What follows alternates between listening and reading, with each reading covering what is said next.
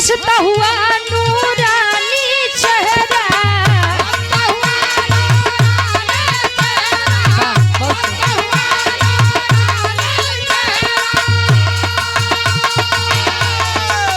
काली जुल्फे रंग सुनहरा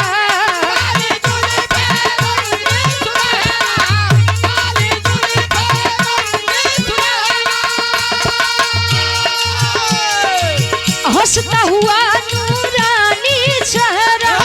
काली जुल्फे रंग सुनहरा तेरी जवानी तौबा तौबा रे दिलरुबा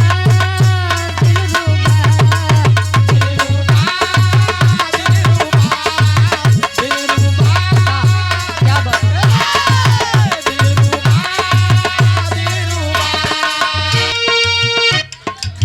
डम डम डिगा डिगा मौसम भीगा भीगा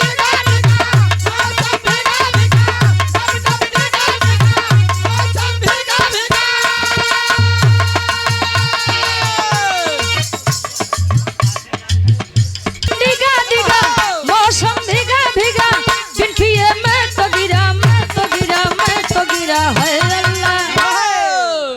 अरे सूरत आपकी सुभान अल्लाह है अल्लाह सूरत आपकी सुभान अल्लाह है अल्लाह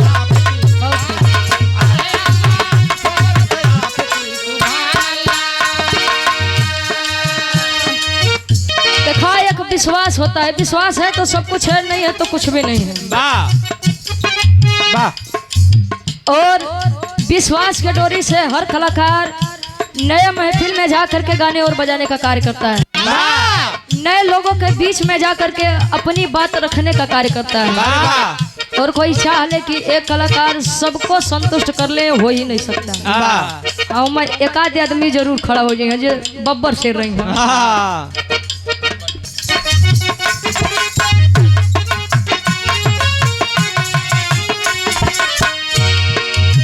शारदे भवानी आज तोहके पुकारी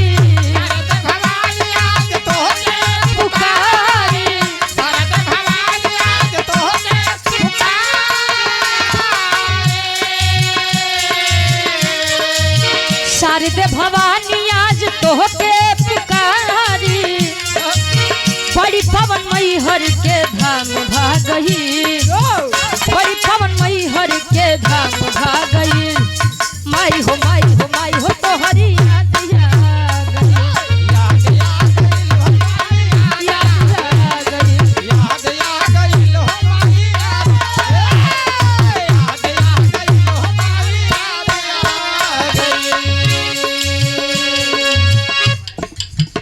संतों के साये में सतगुरु का ढाबा है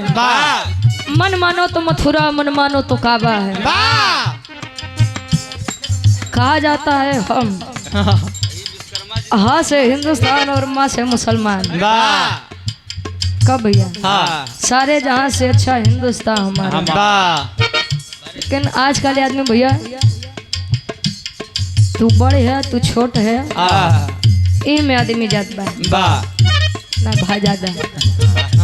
कुछ न कहो देखो विश्वास बा अंतरा के पहले अंताल में कवि जी लिखत अंदर शनि देव बड़ा प्रसन्न भा हमरे ऊपर अंतरा के पहले अंताल में कवि जी लिखत हैं कैसे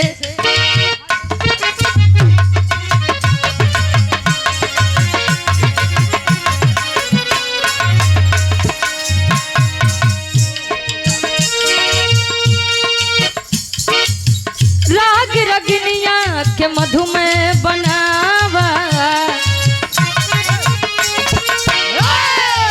उधर सल विश्वकर्मा जी क्या भाई हाँ उमर चला ले जाका बिटिया कह कैसे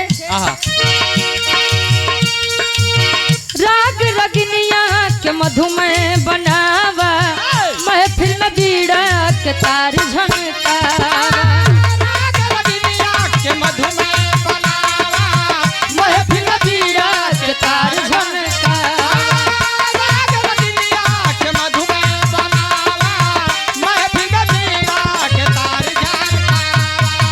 बेटी करे दुआरा पे फरियाद आ गई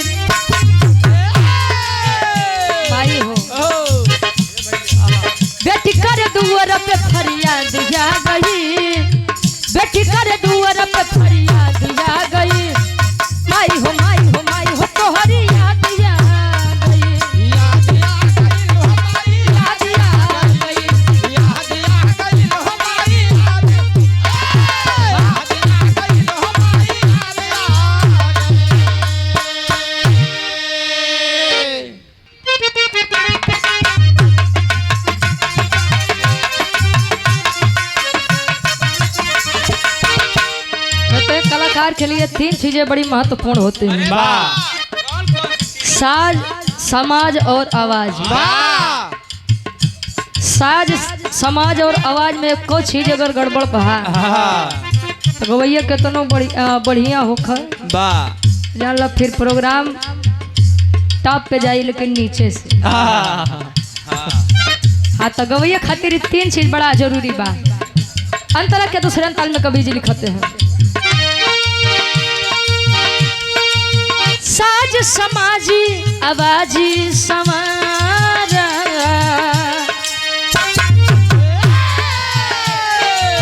साज समाजी आवाजी समारा गीत संगीत प्रीति रीति दे समारा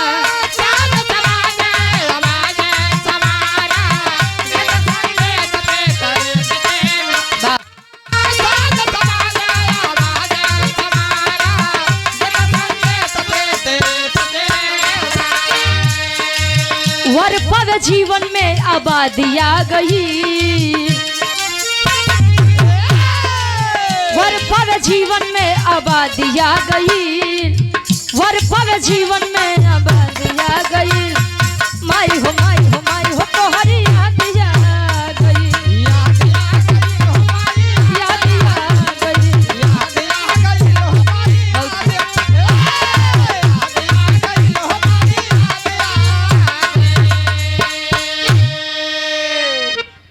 खय मन की तरंग मार लो बस हो गया भजन आदत बुरी सुधार लो बस हो गया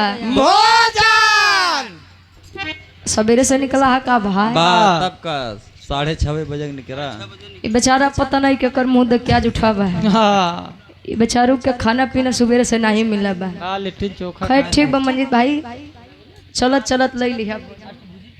खया मन की तरंग मार लो बस हो गया भजन आदत बुरी सुधार लो बस हो गया भजन। संत रविदास गुरु जी कहा करते थे कि मन चंगा तो कठौती में गंगा नहीं तो प्रयागराज चल गया वो भाई वहाँ 144 साल बाद कुंभ मेला लगा रहा बेचारू बगल के है ना बेंसी पूछाई कई दिन ले गए रहे बहन हम पागल थोड़ी है हाँ ये खाली दूसरे के पाप काटत है ये लोग पाप कहाँ हाँ खाली हम अरविंद भाई की बात करते भाई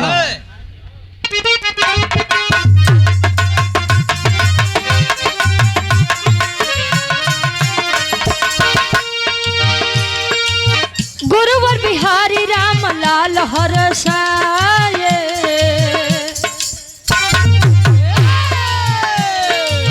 गुरुवर बिहारी राम लाल हरसाए चंडिका कवि के गीत सबके मन के भाए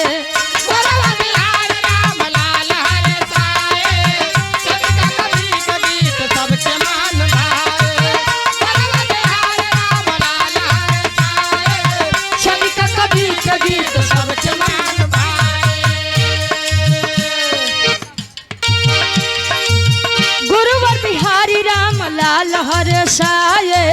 चंद्रिका कवि के गीत सबके मन के भाए मस्तक झुकावे रुचि आज आ गई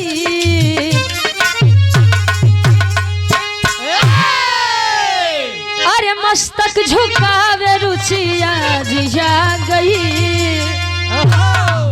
अरे माई हो तोहरी याद आ